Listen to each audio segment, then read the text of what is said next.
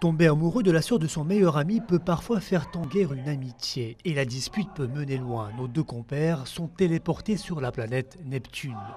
Un exil tellement dur que la réconciliation fait surface. Par cette pièce, le metteur en scène a fait d'une pierre deux coups. Dénoncer les violences religieuses qui ont ensanglanté l'Irak. Surtout, il a fait reprendre le chemin des théâtres aux Irakiens. Succès total. Nous avons réussi à mettre en place la pièce, à ramener des stars du théâtre, à construire un décor grandiose et finalement nous avons réussi à jouer une vraie pièce qui a attiré du monde.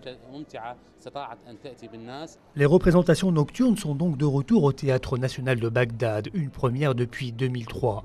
Jusqu'ici, les Irakiens avaient peur de sortir la nuit, trop dangereux, mais depuis peu, la violence a nettement baissé. La salle est pleine tous les soirs. Je suis très heureuse de voir que les gens viennent de très loin pour venir voir la pièce, de voir aussi qu'ils n'ont pas de souci à retourner chez eux tard la nuit.